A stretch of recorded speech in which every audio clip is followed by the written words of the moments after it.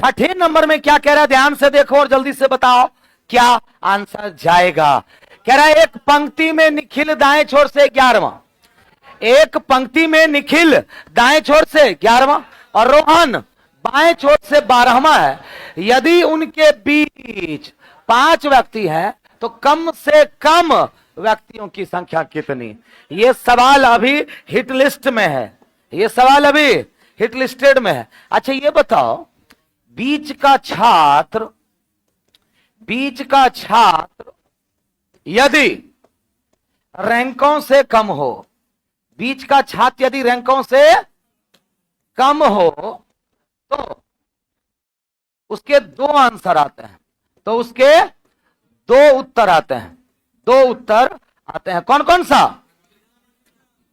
एक मैक्सिमम, एक मिनिमम। यहां आपसे क्या पूछ रहा है, मैक्सिमम के मिनिमम। अब देखो रैंक एक कितना है 11, एक रैंक कितना है 12, अब बीच में क्या को छात्र है 5। तो बीच का छात्र यदि रैंकों से कम हो तो है कि नहीं है, यानी कि इसके 2 आंसर आएंगे, एक मैक्सिमम कितने छात्र, एक मिनिमम। मिनिमम किसको बोलते हैं, ओवरलैपिंग को। मिनिमम जब पूछ दे मतलब वो आपसे ओवरलैपिंग पूछ रहा है, दोनों एक दूसरे को क्रॉस कर जाएगा। तो मैक्सिमम पूछे तो क्या करना है, तीनों को जोड़ देंगे, मतलब रैंकों का योग प्लस बीच की संख्या कितना होगा बताओ, कितना होगा 11 प्लस 12 प्लस 5 कितना हो जाएगा, जल्दी बोल कितना। लेकिन क्या आपसे ये पूछ रहा है, नहीं ना, आपसे क्या पूछ रहा है, मुझे अधिकतम नहीं, मुझे कम से कम चाहिए। क्या चाहिए, कम से कम छात्रों की संख्या चाहिए। तो क्या हो जाएगा, रैंकों का योग तो होगा ही होगा, रैंकों का योग माइनस बीच के छात्र हो जाएगा। अधिकतम पूछेगा तो बीच का छात्र जोड़ देना है, और न्यूनतम पूछेगा तो घट ना जाएगा ये दूरी, तो कितना माइनस बीच का छात्र। ओवरलैपिंग वाले में तो पता ही है -2 तो करना ही है। जल्दी बताओ कितना, 11 प्लस 12 माइनस 2, तो 23 में से 7 गया, कितना हो जाएगा, क्या आया था, बना था कि नहीं बना था। यानी कि कुल छात्रों की संख्या कम से कम कितनी 16, अधिक से अधिक पूछता तो 28। 2 क्वेश्चन एक ही में हो गया, एक ही में 2। ये लिखना चाहते हो तो लिख लो, ये एकदम नया क्वेश्चन है आप लोग के सिलेबस में, आप लोग के सिलेबस के तहत ये नया का मतलब इतना भी नया नहीं है कि 22-23 से आना शुरू हुआ, 5-7 साल पहले नहीं आता था, नॉर्मल से सवाल आते थे। हो गया, अगले सवाल पे आए।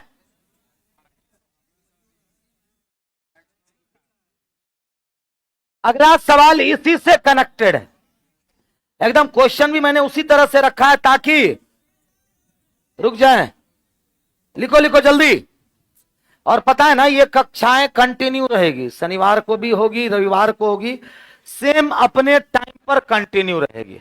हाँ, जिसके कारण कल का जो मैथ माइंड मेगा टेस्ट जो होता था वो कल भर नहीं हो पाएगा, लेकिन रविवार को जो धमाकेदार जो 50 मेगा टेस्ट रीजनिंग का होता है शाम के 4 से 6 50 क्वेश्चन वाला, वो होगा रविवार को। समझ में आ गई बात ना।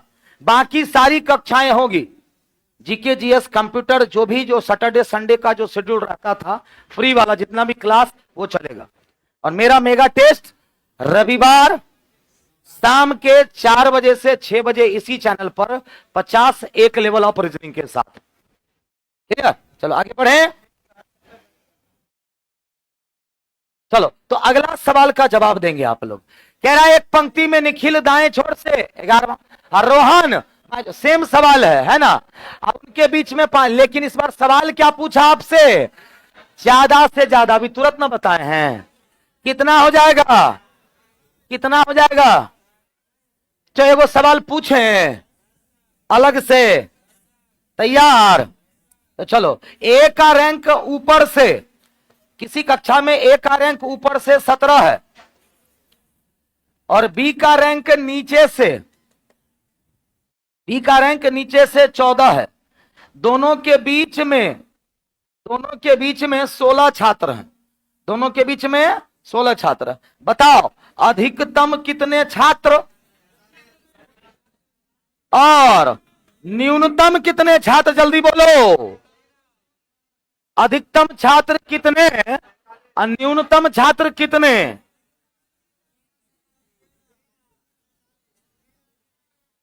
अभी देखिए ना कितना आदमी अभी बोरा में जाएगा।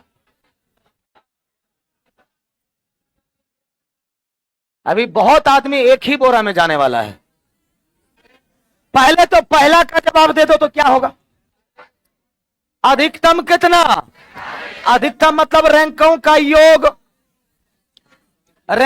योग प्लस बीच का छात्र प्लस बीच का छात्र कितना? बोलो कितना हो गया टोटल? 17, 14, 31 है, 31 और 16 47। ये हो गया अधिकतम, ये हो गया अधिकतम। Very good. न्यूनतम कितना? न्यूनतम 13। पक्का? चलो बधाई हो, सब गलत है 13 वाला। जितने भी है 13 वाले सब का सब गलत है। न्यूनतम नहीं होगा, नहीं होगा। अरे बकलोला सब, अरे गजनी कहीं के, अरे गजनी देख क्या लिखे थे हम। यदि बीच का छात्र यदि रैंकों से कम हो तो उसके 2 उत्तर आते हैं। जब बीच का छात्र दोनों रैंकों से कम हो तो 2 उत्तर आता है। लेकिन मेरा जो अगला सवाल है, बताओ बीच का छात्र 16 14 से ज्यादा है कि नहीं है? एको गो रैंक से ज्यादा हो जाए या दोनों से बीच का छात्र ज्यादा हो जाएगा तो क्या कहेंगे? No overlapping. नो ओवरलैपिंग, यहां ओवरलैप करेगा ही नहीं, एक गो उत्तर आएगा, मतलब सिंगल आंसर जाएगा। यहां क्या जाएगा? Single answer. तो 13 होगा ही नहीं। ओवरलैप होगा तभी ना आप मिनिमम निकालिएगा, यहां तो ओवरलैप संभव ही नहीं है। क्यों? क्योंकि अगर बी नीचे से 14 है, सोच करके देखो, अगर आप ओवरलैप करवा दिए तो बी नीचे से कितना है? 14। ए ऊपर से कितना है? 17। अब बताओ बीच में कितना छात्र बैठा दिए आप? 16। ये गलत डायग्राम है, ये डायग्राम आपका सीधा गलत है। क्यों गलत है? क्योंकि ध्यान से देखिए इसको, गलत क्यों है? क्योंकि यहां से यहां तक 14 को छात्र है ना जी, नीचे से ये 14वां, मतलब यहां तक कितने छात्र? 14। इसका मतलब इसके नीचे 13 को छात्र है ना। अगर नीचे से ये 14 है तो इसके नीचे कितने छात्र? 13। तो जब इसके नीचे 13 ही छात्र है तो बीच में 16 कहां से बैठा दिया आप? पॉसिबल है ओवरलैपिंग? इसलिए मैंने कहा नो ओवरलैपिंग। इसका 1 गो आंसर आएगा। तो 1 गो क्वेश्चन में क्या गो? 3 गो क्वेश्चन हो गया। हो गया कि नहीं हो गया? क्लियर है? आज के बाद ध्यान रखिएगा इस बात का। हाँ, Vivek Sharma can't be determined sir, हाँ सिर्फ मैक्सिमम होगा, यहां मिनिमम नहीं होगा। चलो अगले सवाल पे बढ़ो। ये बन गया था, बोलो। क्या लड़कियों की एक पंक्ति में, ये रही वो पंक्ति, रीना पल्लवी के बाएं 10वीं है। मान लो ये पल्लवी है, इसके बाएं 10वीं रीना। बोलो सही है कि नहीं है? क्या रीना पल्लवी के बाएं 10वीं हो गई? लेकिन किसी का रैंक अभी तक मालूम है आपको? नहीं दिया ही नहीं है। आगे क्या कह रही है बताओ। तो लड़कियों की एक पंक्ति में रीना पल्लवी के बाएं 10वीं है। जो, अच्छा जो किसके लिए? दूसरे पर्सन मतलब पल्लवी के लिए। तो जो मतलब कौन? पल्लवी। दाएं छोर से 17वें स्थान पर। अच्छा पल्लवी अगर दाएं से 17 है तो ये दाएं से कितना? इसमें तो कोई दिक्कत नहीं। बोलो यहां से ये 17 है और फिर 10 और आगे जाना था, कितना? 27वां। स्वाति रीना के दाएं से चौथी है। अब स्वाति और रीना को तो बैठा चुके हैं, तो स्वाति रीना के दाएं चौथी, तो ये स्वाति हो गई। यहां से क्या है? चौथा स्थान। तो ये दाएं से कितनी हो जाएगी? बोलो कोई दिक्कत? अगर रीना से दाएं है तो पीछे है, तो 27 से 4 पीछे मतलब 23। तो स्वाति रीना के दाएं से चौथी। यदि स्वाति बाएं से 10वीं है, लो अब तो पता चल गया ना। यही स्वाति दाएं से 23, अब बाएं से कितनी 10, तो बताइए कितनी लड़कियां अब नहीं निकलेगा, बोलो। तो कुल लड़कियों की संख्या कितनी, रैंकों का योग -1 कितना 32। किसका किसका है जरा देखने दो मुझे, ऑनलाइन वालों का भी 32 किसका किसका आया है, एकदम जियो मेरे शेर।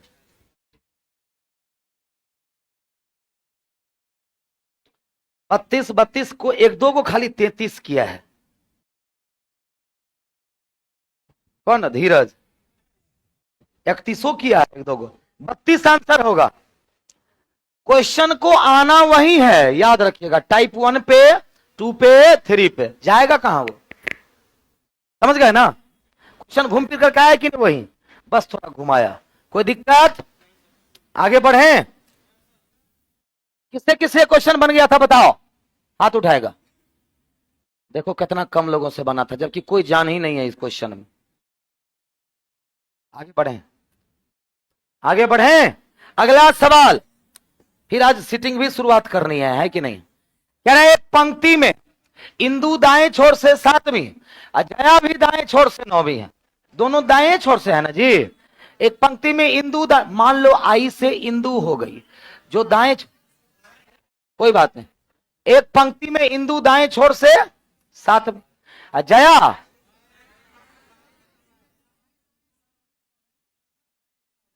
यहां बाएं, वहां बाएं लिखा हुआ है, यहां पर देखने दो क्वेश्चन, मतलब यहां पर पीपीटी में गड़बड़ है, क्वेश्चन में सही है ना। हाँ तो चलो पीपीटी देखो बच्चे लोग, गड़बड़ है। आपका जो पीडीएफ है वो ये रहा, क्वेश्चन नंबर 9 में एक पंक्ति में इंदु बाएं छोर से 7वीं, इंदु बाएं छोर से कितनी है 7वीं है, जया दाएं छोर से 9वीं है, और जया दाएं छोर से 9वीं है। और स्थिति बदलने वाला है जी, तो वे अपनी स्थिति बदल लेते हैं, तो इंदु स्थिति बदल लेते हैं, मतलब जया यहां आ जाएगी, इंदु यहां आ जाएगी। तो स्थिति बदलने के बाद इंदु बाएं छोर से कितनी हो जाती है, 17वीं हो जाती है। कितनी हो जाती है 17वीं। तो कुल छात्र नहीं निकल गया रे, कितना, एक ही रैंक दोनों तरफ से, मतलब 17/9 -1 ऑप्शन है। लेकिन इस सवाल डायरेक्ट नहीं बनेगा, इसमें कलम चलाने की जरूरत थी नहीं। सबसे पहले इंदु बाएं से कितनी 17, अब यहां इंदु पढ़े हैं तो वहां क्या पढ़िए, जया दाएं से 9वीं, क्योंकि जया ही अब कौन है, इंदु। तो इंदु का रैंक दाएं बाएं दोनों से पता चल गया, तो 17/9 26 -1 कितना 25 हो गया कि नहीं हो गया, आया है 25, एकदम सही जवाब। क्लियर, बहुत अच्छे, आगे बढ़े ना। अगला सवाल 10 नंबर, 10 नंबर देखिए तो आप लोग सही है, लो 10 नंबर देखो सही है ना क्वेश्चन। जब वे आपस में स्थिति बदलते हैं, चलो जल्दी बनाओ सब लोग, देख करके बन जाना चाहिए। 17, बाकी लोग जवाब दो जल्दी से। 10वां सवाल का जवाब क्या होगा, फिर हम लोग सिटिंग एजमेंट स्टार्ट करेंगे। क्लियर ना। देखो डायरेक्ट बनाना हो तो कैसे बनेगा, सबसे पहले लास्ट में किसके बारे में बात हो रहा, कमल। कमल दाएं छोर से कितना हो जाता है 15वां। अब ये दीप्ति है वही ना कमल है, जो दीप्ति है अब ये कमल हो गई, कमल हो गया, और जो कमल है वो दीप्ति, कोई दिक्कत। अब बताओ कमल दाएं से 15 और कमल बाएं से 10, यहां से टोटल छात्र निकल जाएगा। कुल छात्र कितना, तो बाएं से 10 प्लस दाएं से 15 -1 कितना छात्र 24। लेकिन सवाल है दीप्ति बाएं छोर से कितनी, तो दीप्ति का रैंक बाएं से कितनी, तो क्या करिएगा टोटल में को बढ़ाइएगा 25, और एक तरफ का दाएं से वो कितनी है, दाएं छोर से कितनी है वो 8वीं, और घटा देंगे तो 25 में से 8 गया, आया है कि नहीं, आया है सबका, और टोटल पूछता तो 24, और दोनों के बीच का छात्र पूछते तो बोलो जल्दी से, तो एक रैंक दाएं से 8 और दूसरा दाएं से 15, तो दोनों का अंतर कितना हो जाएगा 7, अब -1 मतलब कि 6। कल ही ना पढ़ाए थे ये कल ही पढ़ाया गया था। तो आगे बढ़े सिटिंग अरेंजमेंट पे। सिटिंग के बाद फिर क्या है? पजल है। सिटिंग के बाद क्या है? पजल। बोलिए रोहित शर्मा। आगे बढ़े, चलो अगला अगला अगला अगला ये रहा। स्टार्ट किया जाए, चलो देखो सिटिंग अरेंजमेंट में थ्योरी ज्यादा नहीं है, लेकिन कॉन्शसनेस जरूरी है। अगर गलती किए तो गड़बड़ हो जाइएगा। देखो सबसे पहले तो सिटिंग अरेंजमेंट कितने तरह के आते हैं? सिटिंग अरेंजमेंट कितने तरह के आते हैं? तो सबसे पहला जो पूछा जाता है सिंगल लाइन। क्या? सिंगल लाइन मतलब एक ही पंक्ति में जब लोग बैठे हुए होते हैं। क्या होता है? एक ही पंक्ति में जब लोग बैठे हुए होते हैं तो उसको क्या कहते हैं? Single line arrangement. फिर दूसरा पढ़ना है आपको पैरेलल लाइन। पैरेलल लाइन का मतलब क्या हो गया? पैरेलल लाइन का मतलब समांतर पंक्ति में, जैसे कि 4 लोग एक पंक्ति में, 4 लोग दूसरी पंक्ति में आमने सामने मुख करके। फिर उसके बाद तीसरा जो आपको पढ़ना है सर्कल अरेंजमेंट। क्या? सर्कल अरेंजमेंट, वृत्तीय व्यवस्था, मतलब वृत्ताकार मेज के चारों ओर लोग बैठेंगे। तो ये हो गया एक पंक्ति में बैठे लोगों की संख्या दिया हुआ रहेगा। ये समांतर पंक्ति हो जाएगा, समांतर पंक्ति। ये हो जाएगा आपका वृत्ताकार मेज। क्या? वृत्ताकार या गोलाकार, वृत्ताकार या गोलाकार मेज। कोई दिक्कत? एगो और पढ़ना है, ये भी आने लगा है। कौन सा? Square arrangement. स्क्वायर पढ़ लिए तो समझो आयतो पढ़ लिए, हेक्सागोनलो पढ़ लिए, ऑक्टागोनल भी पढ़ लिए। अष्टभुजाकार होता है ना, मतलब वर्गाकार मेज। क्या होता है? वर्गाकार मेज। अब इसमें एक समस्या है, सिटिंग अरेंजमेंट जब आप बनाते हैं ना तो इसमें तो कंप्लीटली लैंग्वेज होता है। अब लैंग्वेज को सही करने के लिए कुछ नहीं करना है, लैंग्वेज पर पकड़ बनानी चाहिए। लैंग्वेज पे पकड़। लैंग्वेज पे पकड़ तब बनेगी जब आप लैंग्वेज को कनेक्ट करना सीखिएगा। जैसे ब्लड रिलेशन बनाए होंगे ना आप लोग, ब्लड रिलेशन में क्या होता है कि जैसे कि एक परिवार के 7 सदस्य हैं, ABCDEF तथा G। लैंग्वेज है वहां पे, अब उसमें लिख दिया पहला लाइन की BC की माता है, तो हम लोग बैठा लेते थे कि BC की माता है। अगला लाइन दे दिया D और E से कनेक्टेड, तो D और E BC से तो कनेक्ट नहीं होगा। हम लोग क्या करते थे? उसको छोड़ देते थे, आगे बढ़ते थे, कनेक्ट होने वाले लैंग्वेज को ढूंढते थे। उसी को कहते हैं कनेक्शन करना। क्या कहते हैं? कनेक्शन। जिसके पास कनेक्टिविटी, लैंग्वेज को कनेक्ट करने की क्षमता जितनी जल्दी आएगी उसका सिटिंग और पजल उतना बेहतर होगा।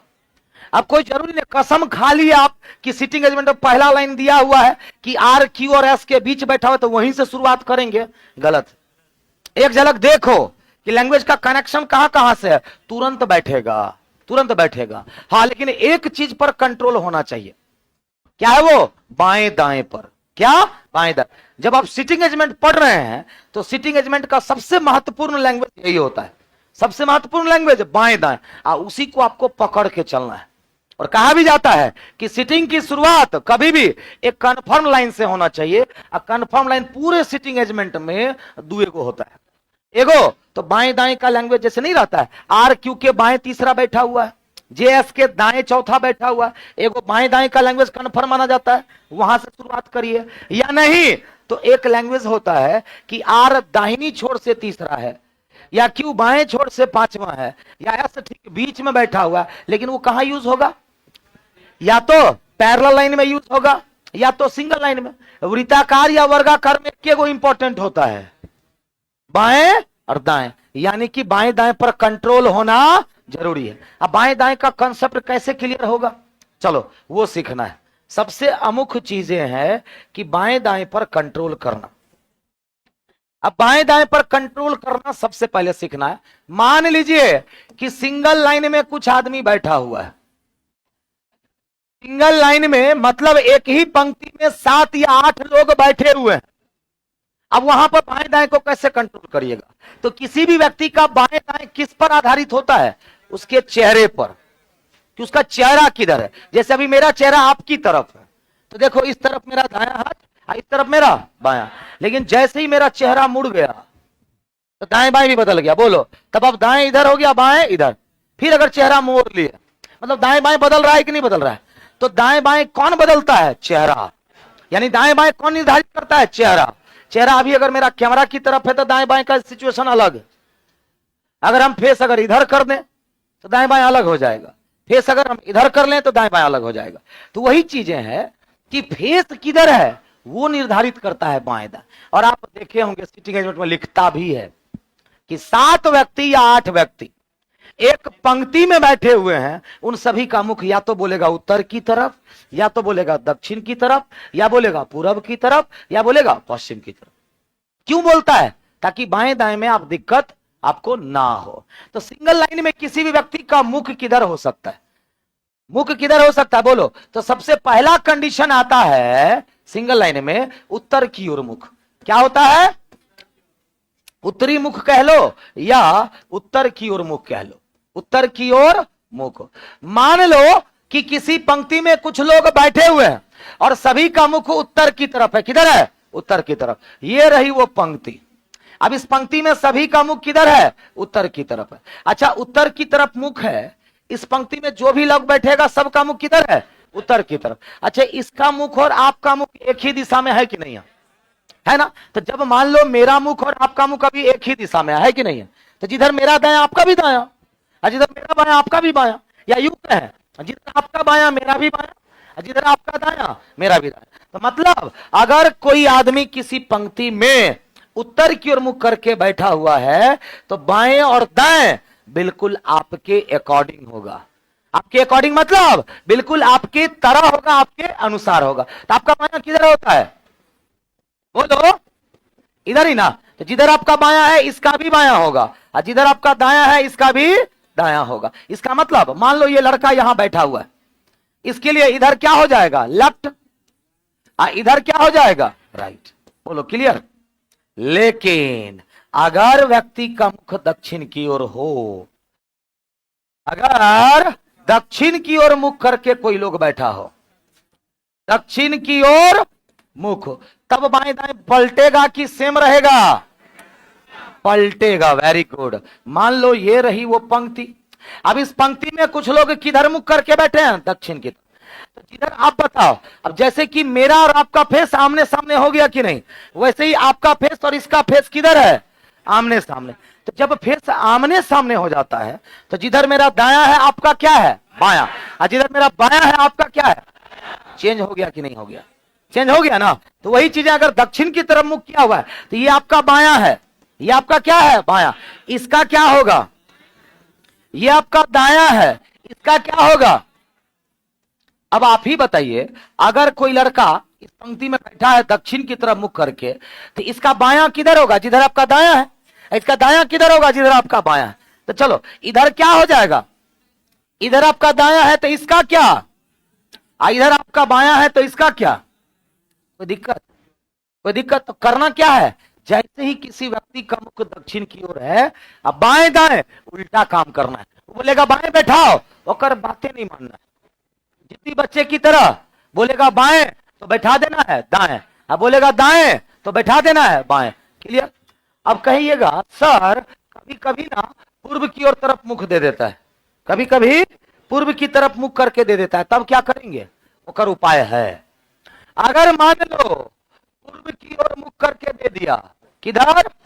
पूर्व की ओर मुख करके दे दिया, तो पूर्व की ओर मुख करके देगा। पूर्व मान के बनाने नहीं है। क्या मान करके बनाना है? उत्तर मान करके बनाना है। कहानी खत्म, कहानी खत्म।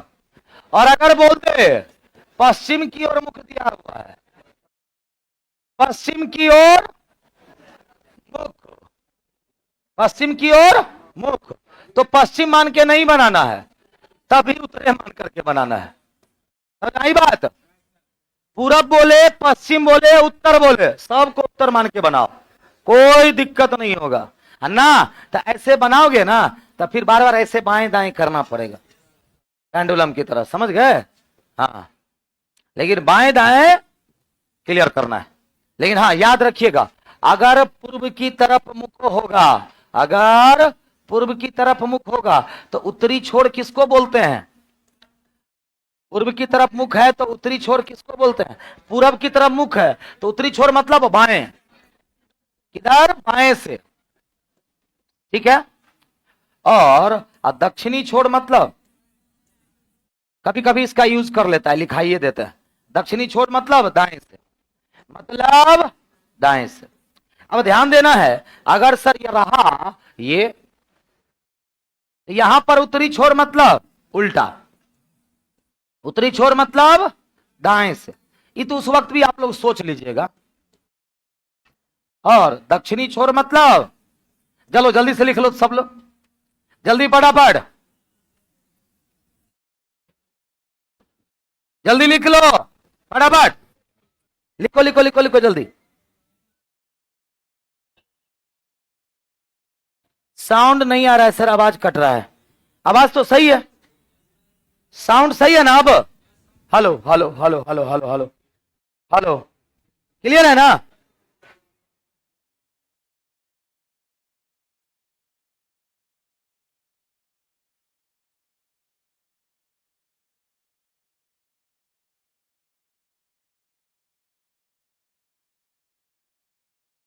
वॉइस क्लियर है ना अब? सर साउंड साउंड तो सही है। हेलो, साउंड तो क्लियर।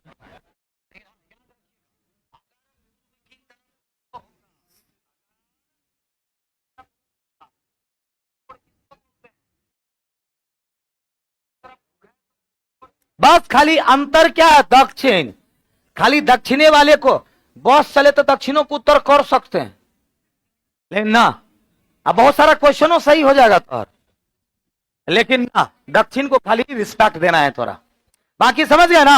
आज के बाद उत्तर बोले, पूरब बोले, पश्चिम बोले, उत्तरे मान के बनाना है। सर जी पैरेलल लाइन में क्या करेंगे? कुछ नहीं, नहीं लिख ही रहे हैं जी, जल्दी लिखो। देखिएगा कल जो क्वेश्चन करवाएंगे ना सिटिंग अरेंजमेंट का, कितना मजा आएगा। वैसे आज ही एक क्वेश्चन करवाएंगे हम, लिखेगा तब ना, जल्दी लिखो। सर जी साउथ को भी नॉर्थ लेके करें तो कोई दिक्कत हो, तो दिक्कत तो नहीं है, लेकिन अगर वो चाह लेगा कि नहीं दिक्कत हो जाए, इंटेंशनली इधर दाएं, ऊपर के लाइन में जो भी बैठेगा इधर बाएं होगा, इधर दाएं। तो जब भी ऐसा क्वेश्चन आए पैरेलल लाइन का, खाली एक चीज का ख्याल रखना है कि नीचे के पंक्ति में जो भी लोग बैठेगा, नीचे के पंक्ति में जो भी लोग बैठेगा उसके लिए बाएं दाएं आपके अनुसार। ऊपर के लाइन में जो भी बैठेगा उल्टा बैठे, बोलेगा दाएं बैठाओ, बोलेगा दाएं बैठाओ तो किधर बैठाइएगा? बाएं। बोलेगा बाएं बैठाओ तो किधर बैठाइएगा? दाएं। उल्टा काम करना है। क्या करना है? उल्टा। लेकिन सबसे ज्यादा क्वेश्चन आता किस पर है? गोलाकार वर्गाकार। जब गोलाकार या वर्गाकार हो और भी आसान, और भी आसान। ये जो आप लोग हाथ पर जाते हैं ना गोलाकार में, इधर दाएं इधर बाएं, बंद करो उसको। आज मैं आपको एक ट्रिक देता हूं। वो ट्रिक क्या है तो देखो। अच्छा ये बताओ, अगर किसी गोलाकार मेज के चारों ओर लोग को बैठाया जाए, या वर्गाकार मेज के चारों ओर लोगों को बैठाया जाए, या आयताकार मेज के चारों ओर लोगों को बैठाया जाए, या षटकोण के चारों ओर लोगों को बैठाया जाए, या अष्टकोण या अष्टकोण के चारों लोगों को बैठाया जाए, तो हर टेबल में यहां पर तो उत्तर दक्षिण पूर्व पश्चिम जनरली तो नहीं रहता है।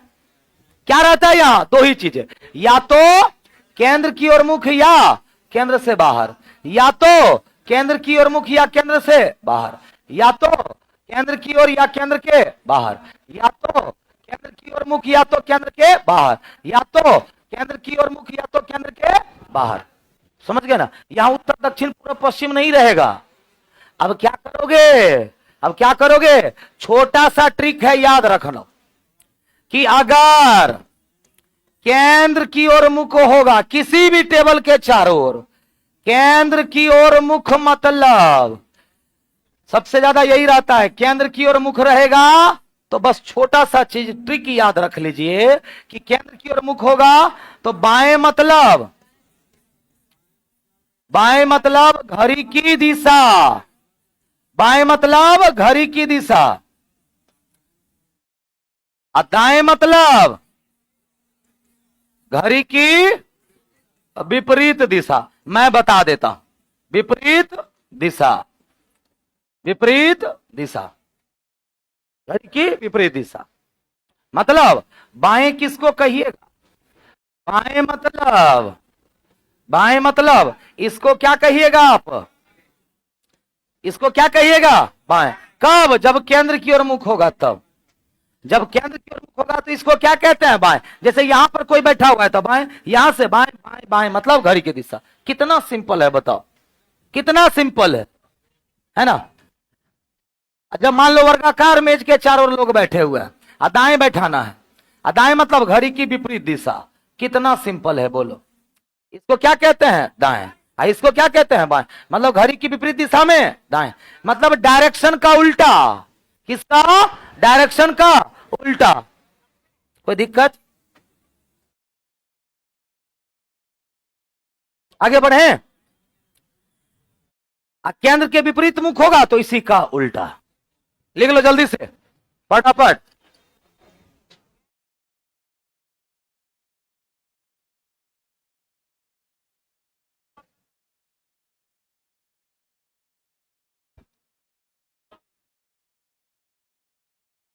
आगे बढ़े। आज एगो क्वेश्चन करवाइए के जाएंगे हम। हाँ,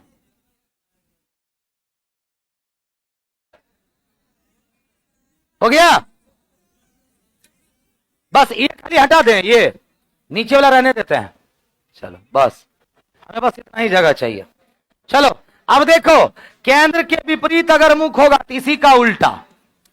केंद्र के विपरीत मुख अगर होगा, केंद्र के विपरीत मुख होगा तो बताओ अब बाएं मतलब तब क्या हो जाएगा, बाएं मतलब घड़ी की विपरीत दिशा, घड़ी की विपरीत दिशा।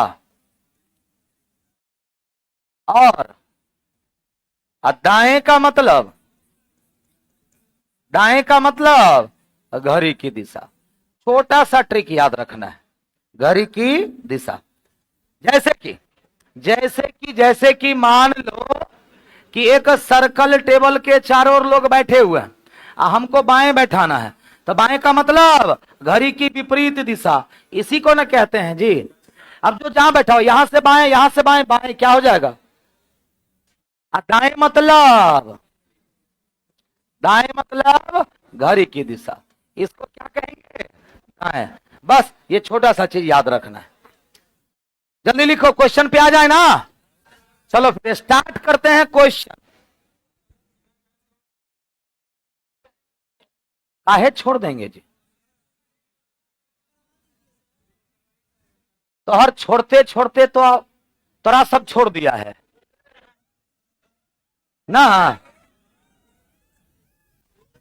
इतना ना जिंदगी में छोड़े हैं कई सारी चीजों की, अब तोरे सब छोड़ दिया है, नहीं होता है। अब पकड़ने का समय है, किसको, सबसे बड़ा वक्त को। ठीक है, अब एक ही चीज पकड़ने का वक्त है, वक्त एक ही साथी है आपका, वक्त। और वक्त आपके मेहनत से पकड़ाएगा। आगे बढ़े। चलो तो क्वेश्चन पे आते हैं, और ये रहा आपका पहला सवाल। क्या कह रहा है, ध्यान से देखो, कितने आराम से बनेगा ये क्वेश्चन। रेडी? कह रहा है दी गई सूचना को ध्यान पूर्वक पढ़िए और नीचे दिए गए प्रश्नों को हल करिए। कितने आदमी थे, 8 एग्जीक्यूटिव। कौन कौन, JKLM NOPQ। एक गोल मेज के गिर्द एक बैठक करने के लिए बैठे हैं 8 आदमी। कहां, एक गोल मेज के चारों। तो गोला बनाने की जरूरत नहीं है, बस ऐसे खींचो, क्या लोग हो गया, 4। और 2 6 और 2 8। ऐसे घेर दीजिएगा तो गोला नहीं बन जाएगा। डिजाइन बनाने की क्या जरूरत है। सबका मुख किधर है? ओहो, केंद्र की तरफ मुख है, इसका मतलब केंद्र की तरफ मुख है मतलब बाएं मतलब घड़ी की दिशा, बाएं मतलब घड़ी की दिशा और दाएं मतलब घड़ी की, इतने को ना ट्रिक है जी, विपरीत दिशा। फिर मैंने बोला था लैंग्वेज को कनेक्ट करना अभी से सीखो। ध्यान से देखिए मैं लैंग्वेज को कैसे कनेक्ट करता हूं। और शुरुआत कभी भी सिटिंग की कहां से होनी चाहिए? कंफर्म लाइन से। और कंफर्म लाइन तो एक गो होगा, बाएं दाएं का। पहला लाइन पढ़ो क्या दिया हुआ है। क्या पहले लैंग्वेज से किया जा सकता है? तो जे पी के दाएं दूसरा शुरुआत किया जा सकता है कि नहीं? दाएं बाएं का लैंग्वेज है तो जे किसके दाएं दूसरा? पी। तो पहले पी को कहीं बैठा लो। सर कहां बैठा है? शुरुआत में लैंग्वेज को कहीं बैठा लो। मान लो लोग यहीं से शुरुआत करता है, मान लो पी को हमने यहां बैठा दिया। अब जे इसी पी के किधर? दाएं। दाएं मतलब घड़ी की विपरीत दिशा, इधर नहीं जाएंगे तब हमें घड़ी की विपरीत दिशा जाने और दूसरे नंबर पे बैठाना है। 1 2 कौन बैठ गया? जे। तो जे पी के दाएं दूसरे स्थान पर। जो किसके लिए? सेकंड पर्सन पी के लिए, मतलब जो के जगह पर आप पी रख लीजिए। अब पी के दाएं तीसरा है। अब पी कहां? के दाएं तीसरा। दाएं मतलब क्या है? Anti clockwise. यहां पर अगर बैठाएगा इधर से तो क्लॉकवाइज हो जाएगा, मतलब ये गलत है ना। तो पी के दाएं तीसरा कहां बैठेगा? यहां। तो जे पी के दाएं दूसरा, बोलो क्लियर। जो के दाएं तीसरा। हो गया कि नहीं हो गया? 8 में से 3 लोगों को हमने बैठा दिया, मात्र 5 लोग बचा है। अब कह रहा है एम ओ के बाएं दूसरा है। क्या एम ओ कनेक्ट हो पा रहा है? अगर मुंहे नहीं लगना है छोड़ दो। जो मतलब कौन? ओ। जो मतलब ओ कहां पर है? पी और जे के बीच है। ओ किसके बीच? पी और जे। कनेक्ट हो रहा है कि नहीं हो रहा है? तो ओ किसके बीच? पी और जे के बीच में कौन हो गया? ओ। अब बताइए जो भाव खा रहा था इसकी औकात 2 कौड़ी की हो गई। क्या कह रहा है? एम ओ के बाएं दूसरा। अच्छा ओ से बायां इधर होगा कि नहीं? क्लॉकवाइज। ओ से बाएं दूसरा कौन हो गया? एम। सब निपट गया, मात्र 3 लोग बचा हुआ है। आगे क्या कह रहा है देखो। एल के या एन का पड़ोसी नहीं है। एल किसका पड़ोसी नहीं? के का। तो एल के का पड़ोसी नहीं है तो यहां नहीं ना बैठेगा। अब बैठा दीजिएगा तो क्या हो जाएगा? वो के का पड़ोसी। तो एल के बगल में नहीं तो एल यहां हो जाएगा। लेकिन एल तब तो एनो का तो पड़ोसी नहीं है, तो एल के बगल में एन बैठेगा। तो एल के बगल में नहीं, एल के बगल में एन नहीं, तो एन कहां हो जाएगा? यहां। एक आदमी कौन बच गया बोलो? कौन? क्यू। सवाल है क्यू के विपरीत कौन है? जल्दी बोल। क्यू के विपरीत कौन है? क्यू के विपरीत कौन है? Answer C. क्लियर। कल का क्लास बड़ा महत्व, कल से सीटिंग पजल याद रखिएगा। ये 20 गो सवाल है ना सीटिंग पजल, अब 20 को अगर आप मन लगा के कर लीजिएगा ना तो 20 क्वेश्चन के बाद इतना तो जरूर कहिएगा सर अब सीटिंग पजल हमसे हो जाएगा, दीजिए। क्लियर। रिवीजन बैच कल कल कल कल 2 गो सुना देंगे। अभी देखा रिवीजन वाला सब चढ़ल है, आंख बहुत चिढ़ा लगा रखा है वो। ठीक है चलो ओके बाय।